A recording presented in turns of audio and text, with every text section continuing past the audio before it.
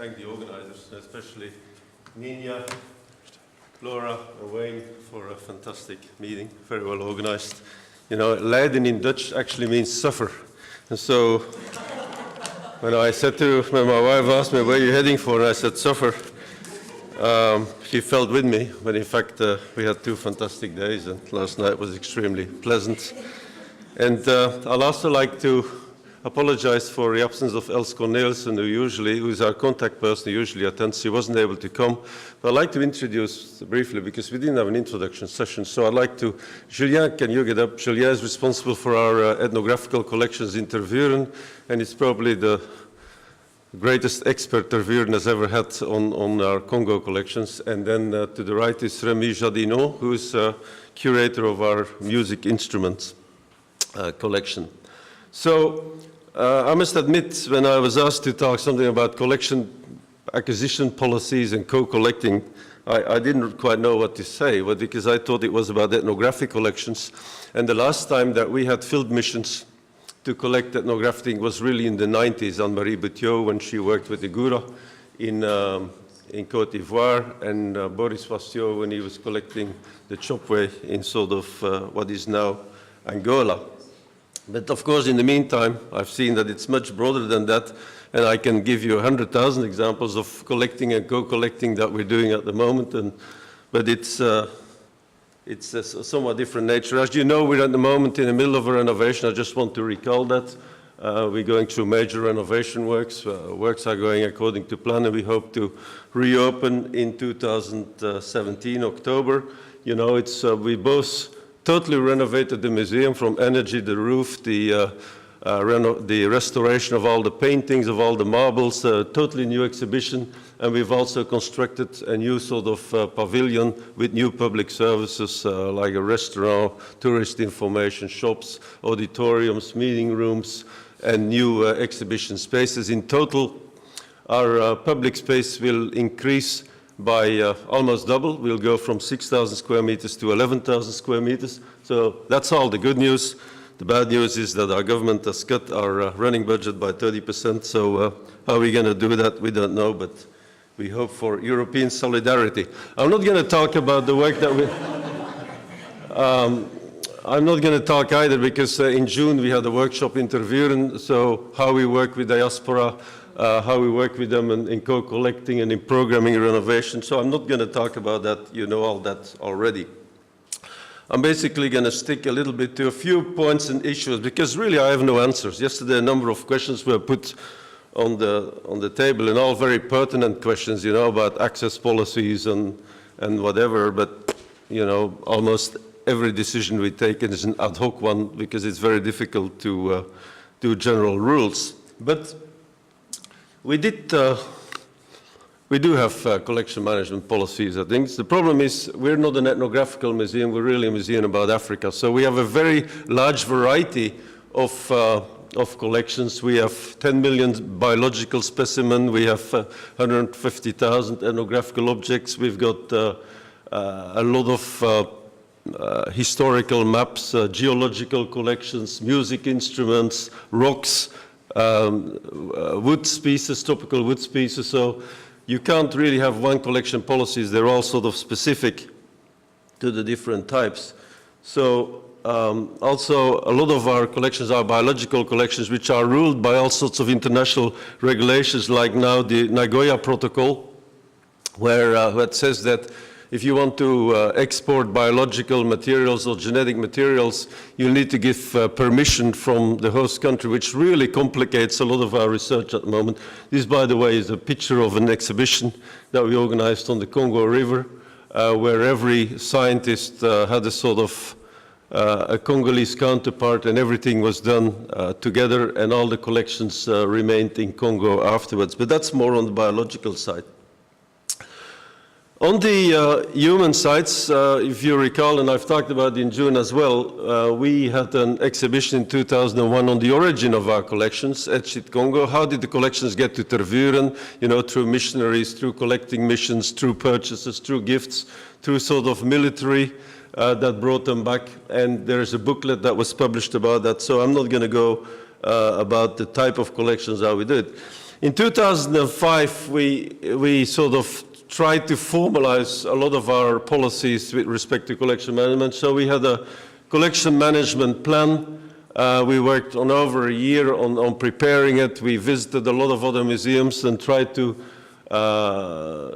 take the best of other policies and sort of integrate them in our things. And it's a broad policy about registration, documentation, about conservation management, about accessibility and mobility, and about acquisition of collections. For that acquisition, we have an acquisition and collection commission, which is basically internally, and that's for anything that costs less than 50,000. It's an internal group of experts, and whenever archives are offered or collections are offered or paintings or whatever, it's the commission that advises the Director General whether yes or no we ought to acquire it, and they also have a certain budget for acquisitions. For anything over 50,000 euro, in Belgium you have to go through an official commission with external people that advises on it. And as you may realize, purchases of over 50,000, you don't have many of them, and every time it happens, it appears that the people who have been nominated are dead already, and we have to first create a new commission. So last time it happened was a few years ago, when we purchased a collection of 1,500 paintings from Professor Bogumil Chevtirevsky, and that was over that amount. And then again, it appeared that of the 4 members, 2 were already dead, and I was the 3rd member, so I had to find another person alive to quickly replace the dead people. And I suppose next time Tervuren has to make such an acquisition, I'll be dead, and they'll have to find for.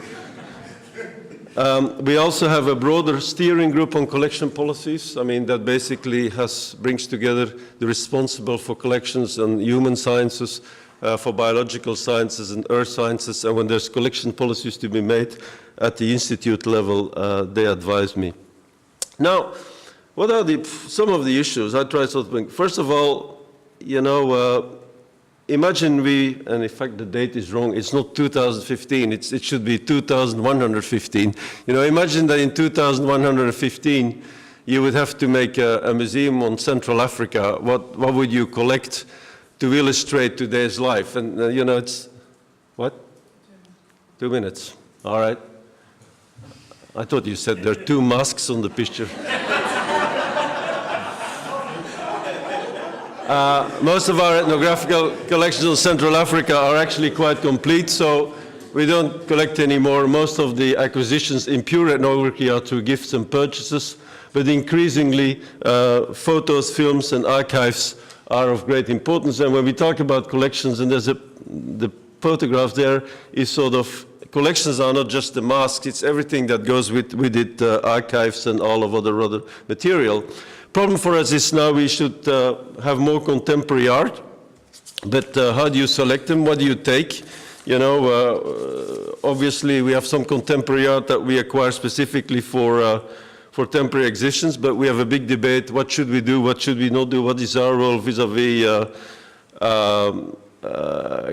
contemporary art museums? On archives, I mean, a few weeks ago somebody offered us the archives of a very famous Congolese strip. What do you call, strip maker or cartoonist, bande dessinée?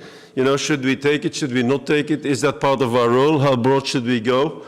And then there's the implication of open access. Here on the bottom is some of the culture populaire. We've decided that we would invest in it also because it has a broad archaeological meaning. This is a painting that we had made about our renovation. We work closely, of course, with diaspora, with other groups whenever we make exhibitions, like, for example, here in the memory of Congo, colonial period. A lot of the witness accounts came through collaborations with former colonials, with other diaspora. We also then acquire objects that are related, not always sort of traditional ethnographical objects, but much broader objects. We have a lot of discussions nowadays about access policies, uses of images, policies in digitization, who should get access, the loan policies. In in our renovation, we're going to make a sort of room for diaspora where they can bring in their own objects in sort of Galerie des Dons, but it's not going. But how you set criteria and policies and how to use historic collections in contemporary exhibitions, it's sort of discussions that we're going through at the moment, and for which initiatives like SWICH are extremely important.